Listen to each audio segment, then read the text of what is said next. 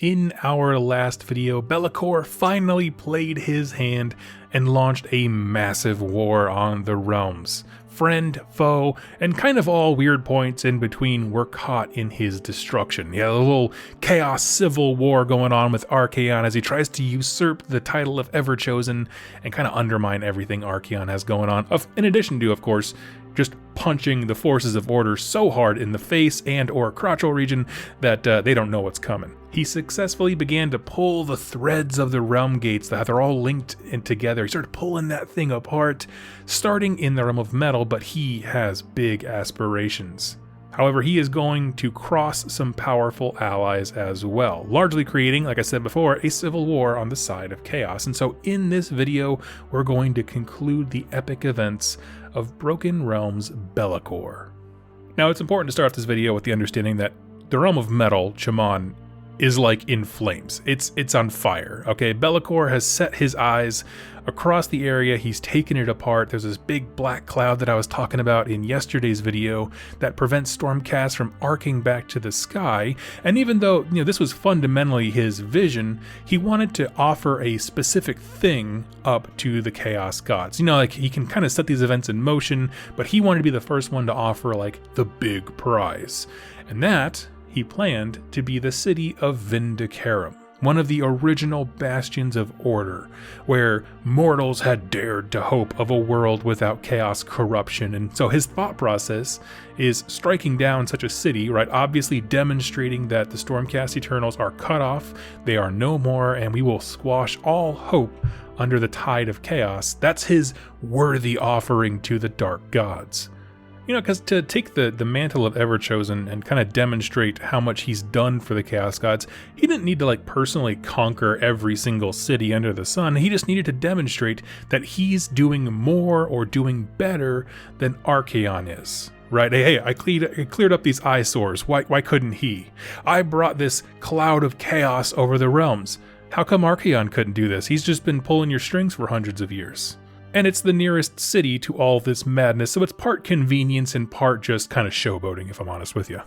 As the Legion of the First Prince moved towards Vindicarum, chaos magic blocked the eyes of all the prophets and seers, and so we get this kind of, it's within like 2-3 paragraphs, but a kind of a yada yada yada of the fact that demon armies are just rolling all over Chamon, and they're eating up any outposts or small communities, but the important thing is there's no warning. Right, everything can move so fast on Belakor's side with unnatural speed. Why? Because demons.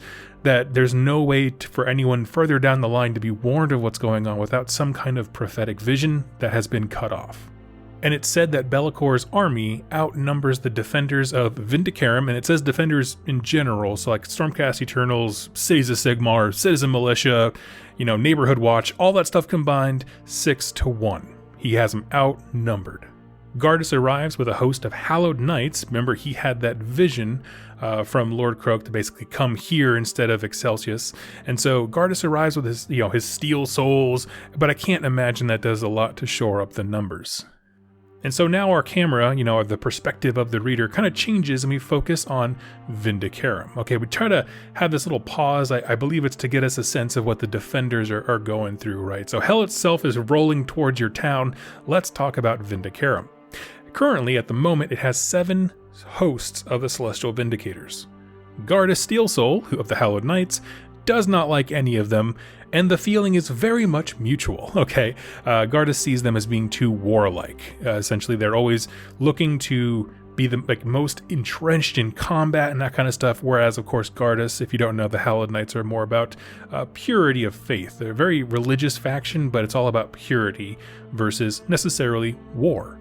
The city of Vindicarum is rather dour and violent, if you will, like flagellants in the streets, getting primed by preachers. The Celestial Vindicators, they thank him for coming, but they don't really care about his warnings. They're like, we're fine. This is the safest place ever. We got a huge castle here. The storm host itself is there. We have nothing to worry about.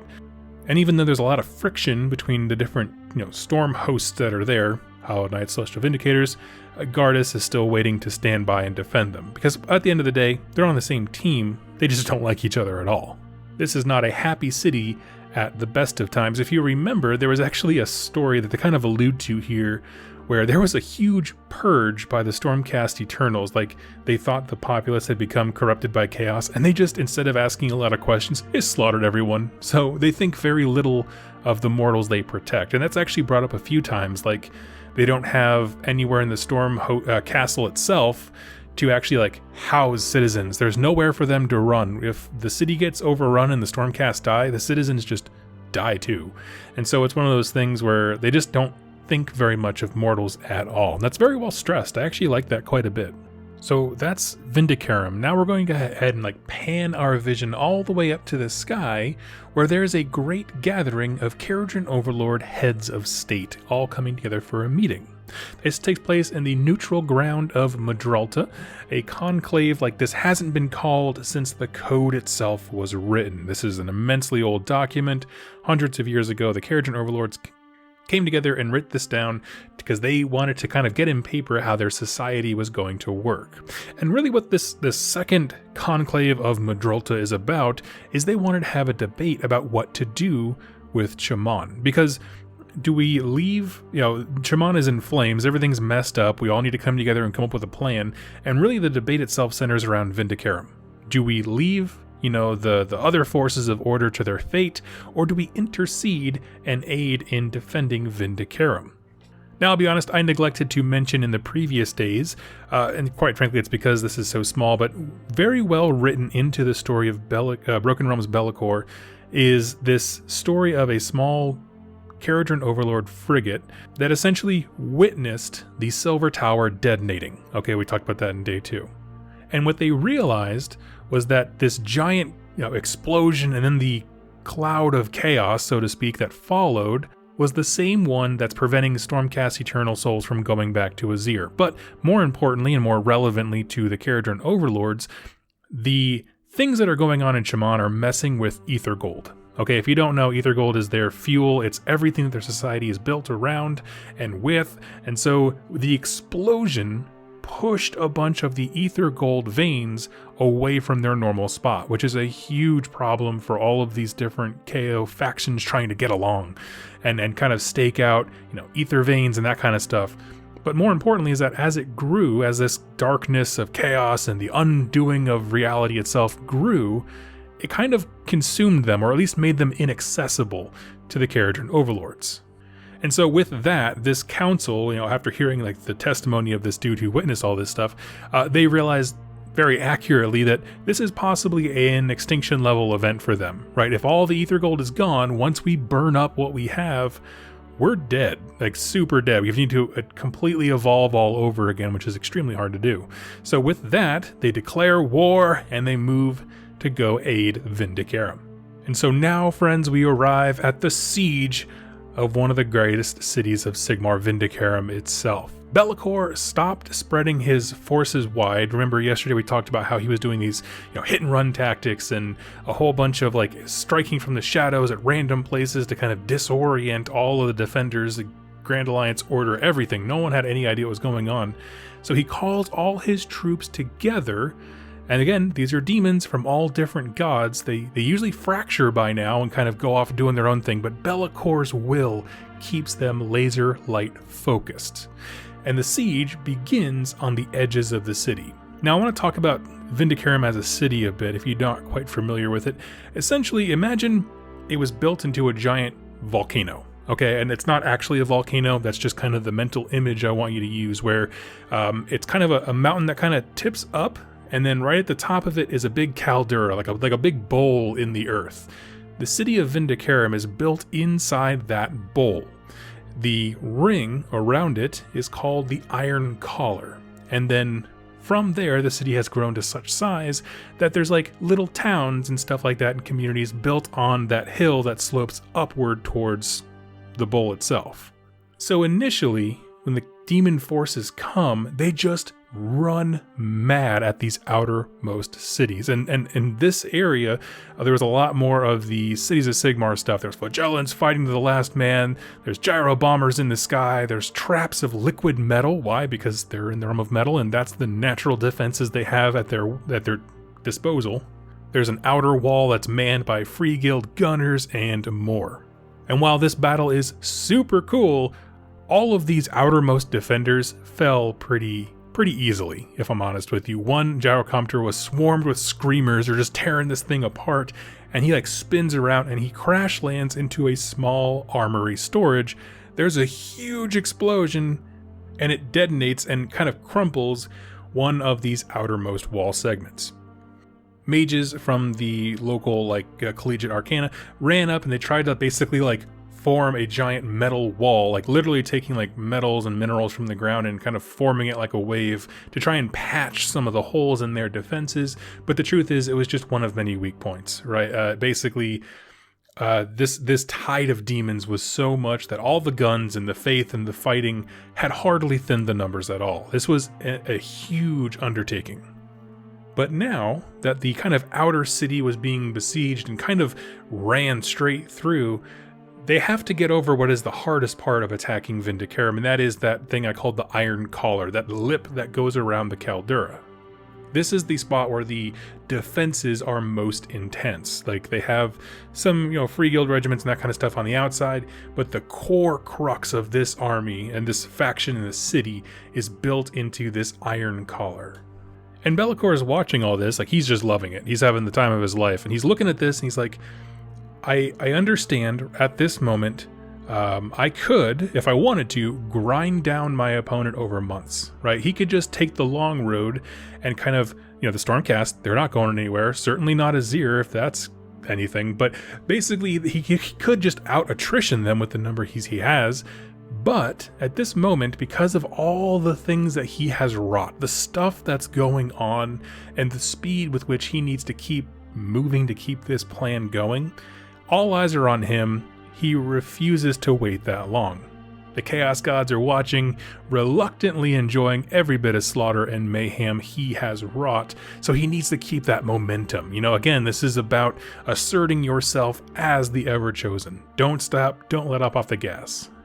And so he pulls up one of his trusted demons, Atrazan the Immolator, who I believe was stationed at the Silver Tower that blew up earlier, and he has a specific task for him, one that is incredible to read about. And at this point, the perspective kind of changes to then see what this plan is like in action, okay? Basically what we get is the Hallowed Knights are there defending a small breach around the Iron Collar, right? They're just forming a defensive perimeter and making sure no one gets through. And they're noticing that the real battle that's around them is happening in the sky, where the demons are trying to take out artillery of the Ironwalled arsenal. But the demons that do make it over the wall, the ones on foot, they're not going directly for the guns, which is weird. Normally you would do that. You would, if there was an opening, you would send your troops in and then you would turn off all the artillery so that everything else has a safer time moving up. But instead, they're going for the powder kegs near the guns. Several reserves of gunpowder and ammunition begin to detonate all across the wall, which does two things. One, obviously it's an explosion, it weakens the defenses, but it also starts to starve the guns and the defenders rather than destroying them. If you've ever played Total War Warhammer and you have an artillery piece that runs out of ammo, you know what that is?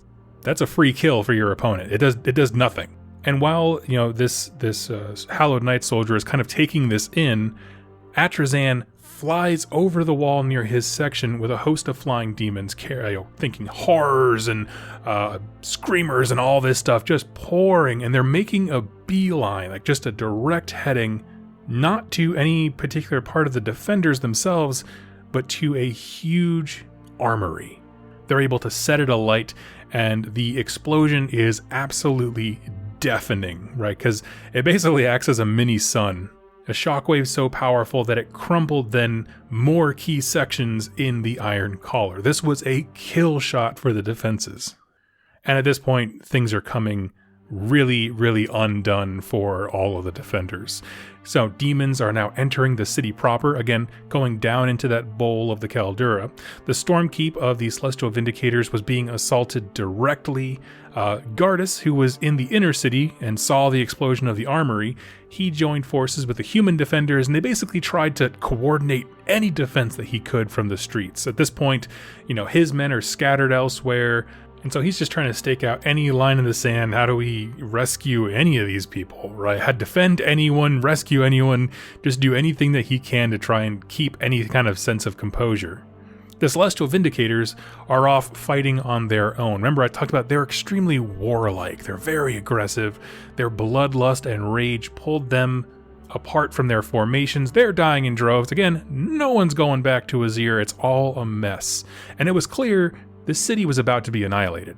Then, the demons that were kind of encroaching slowly on where the Hallowed Knights, the last remnants of them with Gardas are, they began to chant. And it started slow, and it got louder, and it got louder, and what they're chanting is Belakor. This is, to me, the greatest villain entry of all time. Like, for real, like, Belakor holds up the captured body of Lord Castellant Loris Grimm. If you don't know, this is a very prominent character in the Hallowed Knight series. Him and Gardas are basically best buds. And so Belakor holds him up. He was at the wall. Belakor snatched him up, holds him up in front of Gardas himself, and then jams his sword straight through him. So Grimm is no more. My assumption is that he doesn't arc back to Azir, he just falls. So my assumption is he is gone.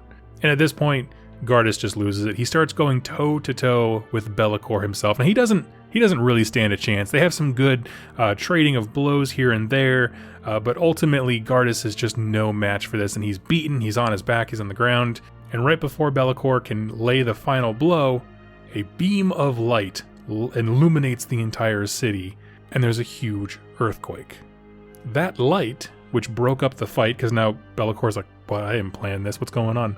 That was a round from a Caradhran Overlord cannon. In the skies, the single largest Caradhran Overlord fighting force has been assembled, straight from the historic Second Council of Madrulta. The banner of every major skyport was present. Their ships, basically, like, again, I'm describing Vindicarum as a caldera, it's a bowl. They start circling this on the rim, but from high in the sky, and they're basically just pounding the ground with cannons. Bringing enough force to level a continent, they opened fire upon the demon host. Meanwhile, you have smaller ships kind of going down deeper into it to drop off Arcanet Company to help and try to save civilians, and they add their guns to all the bloodshed and carnage that's going down in the streets. Belakor is enraged by this distraction, and he soars up to the sky, and basically it starts attacking one of the ships, a very important one, and he's like slashing at it with his claws and his hands, he's ripping at it with his sword, and then the defenders of the ship hop out with their little, flying backpacks and ethermatic saws and just start cutting him up as well. It's a really brutal fight between Belakor and an actual frigate. And at one point, Belakor sees a specific Caradhran Overlord soldier on the bridge of this frigate as he's tearing it, and something about seeing this dude makes him freeze. Okay, this Caradhran Overlord, he's an Arcanet Company guy, his name is Gromthi. He stood roughly a foot taller than the others, and he was very old and very aged. And there was something weird happened here, and I'm going to come back to why this was so weird later, but upon seeing him, the Dark Prince lets go of the ship, and he retreats. And with that, the main force of the siege is broken. Vindicarum is absolutely wrecked. It says there's barely a building standing. The Celestial Vindicators and Hallowed Knights lost half of their number. Almost all of the mortal defenders are dead, and there's still pockets of demon resistance kind of being hunted down. The Caradhran Overlords have moved in and secured the area for them, kind of adding, their defensive might in case there's like a second wave or something like that. But the dark cloud is still above them. It's cutting off all communication, and it's actively spreading across the realm of metal. Gardas isn't sure about the other realms, but this was an absolute disaster, right? Even if the defenders weren't killed to a man, Belakor effectively destroyed Vindicarum. And we kind of pan away from Gardas kind of taking in the disaster and the wreckage, and we refocus on Belakor, who is now brooding in his chamber, reflecting on the onslaught that he had brought. And he's upset that whatever he saw in this weird Caradhran guy made him pause and then run away, but he's also pretty happy about what he achieved. I'm going to read an excerpt from the book here, and it's just basically Belakor listing off everything that he did right. And had not Belakor's achievements been great indeed? The Steel Souls have been gravely mauled, their allies, the Celestial Vindicators, savaged, the Sigmarite Brotherhood had been obliterated, an entire storm host destroyed root and stem. Not even the usurper Archaon had managed such a feat. Vindicarum had been reduced to a smoking ruin inhabited by no more than a few hundred scarred and broken survivors. And, most importantly of all, the cursed skies still raged above Chamon. The corruption of the firmament had exceeded Belakor's most ambitious predictions, and even now the unnatural storm front was expanding, spreading across the other mortal realms like a virulent infection. Sigmar's champions might call themselves Eternals, but he, Belakor, had revealed that as a lie, as it always had been. That's it. That's his recap, and that's incredible. I love it so flippin' much. So at this point, I'm gonna say, effectively, Belakor won. He got exactly what he wanted. His plan went to fruition, and it's not instant, you know. I mean, he's actively tearing the realm gates apart and bringing chaos in with it. So it's gonna take a little bit of time, but he has flicked that domino to set off the chain of events and get everything annihilated. So I'm gonna say, in my opinion, Broken Realms Belakor, the dude just wins. He goes from win to win to win. But we have a few things to talk about here at the end, and so that's really what I want to focus on for the rest of this video. So let's close this out. First up, I want to start with a quick question about who was on the deck of the ship that he saw. Okay, again, he's attacking this frigate. It's kind of indicated that he still has the forces to be able to finish off Vindicarum and even take on this Sky Fleet, but when he sees this particular Duarden on the top of this ship, he pauses, thinks, and then calmly leaves. So what the heck happened there? You see, there's a little blurb here at the end. I'm not going to read it because it's kind of long and there's not a lot of drama to it. But if you are interested, it is revealed that that is essentially, my assumption is, an avatar of Grugni. This idea that a god himself had come to the battle. He didn't have a force of his own to lead, but he wanted to be there with his children, the Caradron Overlords, as they fought. And so he became essentially an Arcanaut company and joined them. But on Belakor's side, when he looked and saw, he was like, there's a god here? Like, I'm not a god. Yeah, you know what I mean? Like, the possibility of critical failure existed, and he was like, it's just smarter to leave. And that's exactly what he was, that mental math was what he was doing. He's attacking the frigate, sees an avatar of a god, and is like, you know what, I already won. I don't need to fight that. And he just leaves. I'm like, that is the best. That's like saying, I'm already up on victory points. I don't need to go fight Nagash.